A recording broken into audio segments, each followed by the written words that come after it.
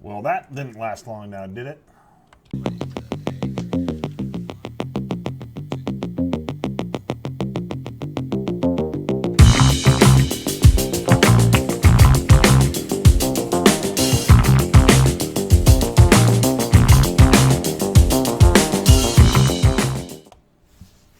Rusky's Crypto Cave here, and that Carlson fun train seems to be coming to a stop.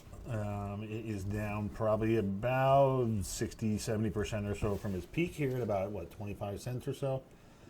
Almost 27 cents. And it's down around just hovering about 9.5 cents right now. It's still fairly profitable to mine. If you look at hashrate.no, let's go over here. That's on a 1660 Ti yet. Let's go down to a 3070. It's no longer the most profitable coin to mine. Now it's Ethereum and Carlson, which this was like Hyper-V or something like that now.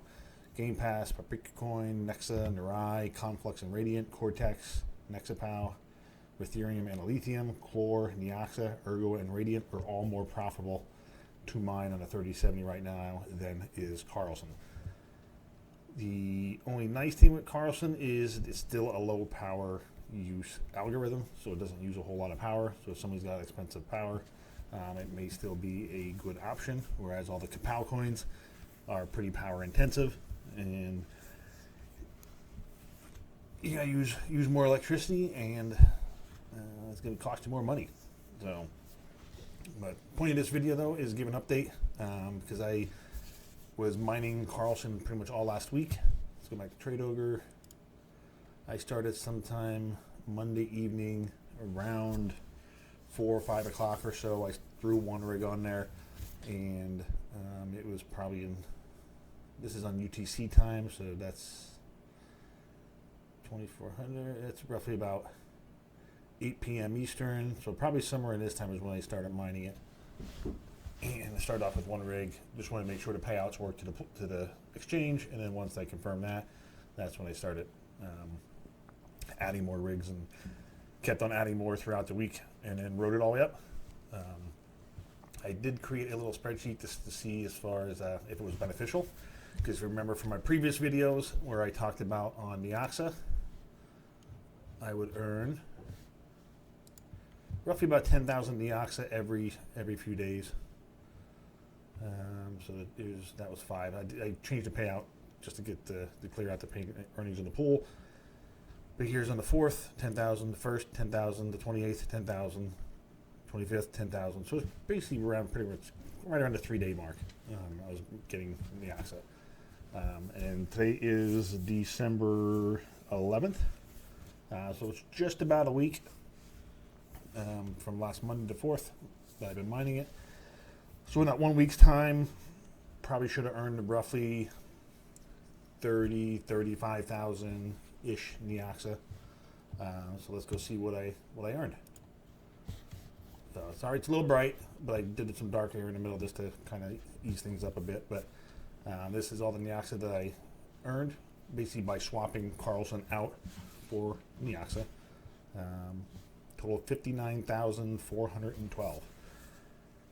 Not quite double, but it's pretty close to it. So I earned about twice as much as Neoxa as I would have if I would have just kept mining Neoxa directly. So it was definitely beneficial for me to do that. It would be the same probably for any other coin too, whether it's Neoxa, Chlor, Mirai, Lithium, Radiant, whatever you wanted to purchase and swap into. You would have been much more. It's much more advantageous to mine the most profitable coin and then swap into what you want. So, because I'm on a mission to get to a master node. So, and then I did call an audible on that as well. So, as far as the master node deal, because I made a couple decisions yesterday, made some trades. Let's see if I can get into. It's gonna make me sign in. Nope. Okay, I'm in here. So let's go to trade history. Show 25 a page. I'll go back to the 3rd page here, maybe the 4th. Yeah, this is some of the early stuff from back in November. I talked about this before, swapping in. But here's the very first payout that I received was right around the 16 and some change Carlson. So sold does at 7.4 cents. A couple more payments, sold them right away. And then go into the 5th. And we got another sale right away. And this is where I started buying Neoxa. And as you can see, buy, sell, or basically sell, buy, sell, buy, sell, buy, sell, buy, sell, buy. Pretty much consistently every day. And then up to here. And here you see some ETH in here. So this is the audible I called. And I was just messing around, doing some thinking. As far as, I've been sitting on a decent amount of Ethereum. Ethereum's at 2,300. It was 0.64 Ethereum is really about what I had to sell to get enough Neoxa to make the node. So I transferred some into trade over. I probably should have went to a more liquid exchange, maybe like Kraken or Coinbase or something like that to liquidate it faster, but it is what it is. Because it did take some time to sell. Whereas I'm pretty sure, as you can see here, the first sale was at 241. Granted, it was a cheaper, that was more market-based pricing, but I did get $30 more for the coins I did sell at 223.63. But it's an hour and some change later. So you have to have some patience if the liquidity isn't there. But anyway, so I ended up selling roughly $1,500 worth of Ether to buy some Neoxa. Then I started putting in some buy orders for Neoxa as well, roughly about $200 increments-ish, somewhere around there. So I bought some here. Let's go back to next to page 1. Bought some Chlor, some of the Carlson payments that were still coming in during the day. I was buying some Chlor, bought some more Chlor here, bought some NORI, and some more Chlor. But pretty much bought all the Neoxa I need for a node, except for maybe 1,000 or 2. But I'll get into that here. Actually, might as well just get into that now. So with iNodes, let's see if it's going to log me in. May have to cut here. Nope, actually we're in. All right, so I got 696,688, earning about 900 a day. I've been rewarded 47.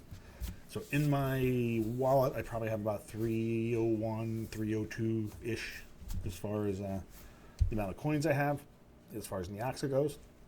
And we all know you need 1 million coins to build an Astronode. Here's the deal. With iNodes, you can withdraw for free, no fees or anything at the end of every month. You can put the request in. I think it's at least 2 days before the month ends, and it's free, there's no fees, and you get your withdrawals, just because they get an idea as far as how much withdrawals they're going to have, and if they have to shut down some nodes and turn some machines off and so on and so forth, unlock some collateral. So they have a heads up, so they know what to prepare for the end of the month to send out the payments. But if you do it mid-month, like say if I wanted to withdraw this all right now, the fee is 3%. So 3% on almost 700,000 is roughly just under 21,000 Neoxa is what the fee would be. That's not happening. So it's going to sit here until the end of the month. I'm not mining Neoxa anymore. I am mining some other coins. Actually, I think, no, actually I did switch everything off. So let me give this a refresh. So I got a couple more rigs on Lithium. Still have some rigs on Carlson. And 2 more there on Lithium. This 2070 rig is back on Dynex. This one's been on Flux the whole time, never left. Still on Flux. That's on MMPOS, which is right here. See 1.0 miner, mining Dynex. And this one is on Flux and Zephyr. So, but yeah, we're back to mining some Lithium, still mining some Carlson on those rigs.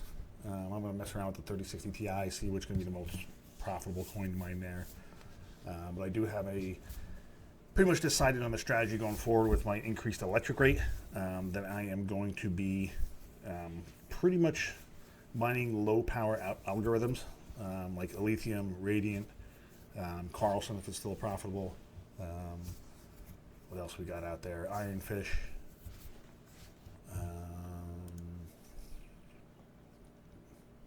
Nexus still uses a decent amount of power. Ergo's not too power heavy. Maybe I can even mine Ergo just solo. But if you do dual mine, it does use more power. But I did mention Dynex. Flex still uses a good bit of power. Uriel still uses a decent amount of power. Same thing with Beam, but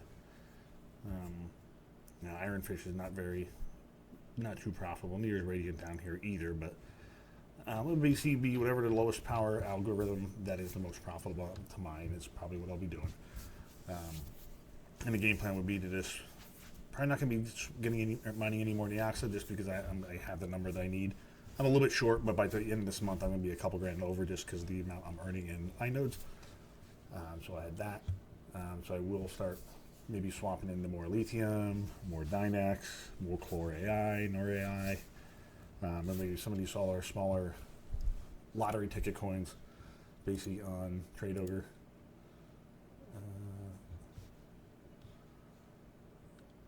Sato X, I don't have any of that. Might pick a swing at that. Never heard of it, but heard some people talking about it.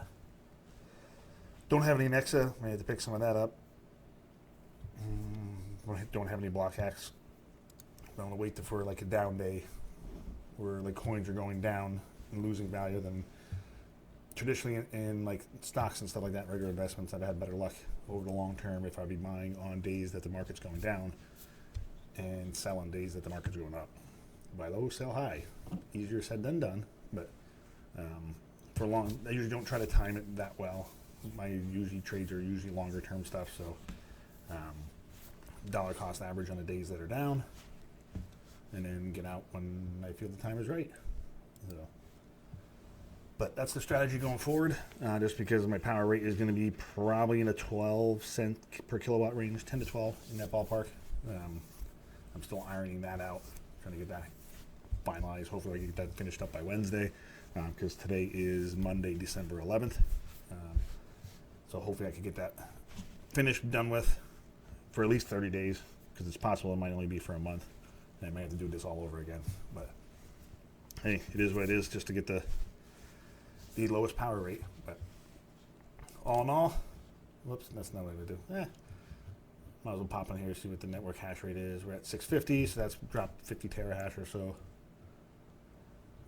Currently, four of the 9 rigs are on there. Like pretty much all my GPU rigs except for the 13070 rig was on there at some point. So pretty much a lot of that stuff is off. Yeah, the 2070 rigs have been off there for a fair amount of time. And about 4 hours ago, with the other 3070s and stuff off. Pretty much right around when I got home from work today, basically. So, and lithium, we are solo mining lithium. So let's see if we had any blocks. Yep, oh, 69%, good number. And pending balance, 2.4 lithium. So yeah, that was a terrible effort because I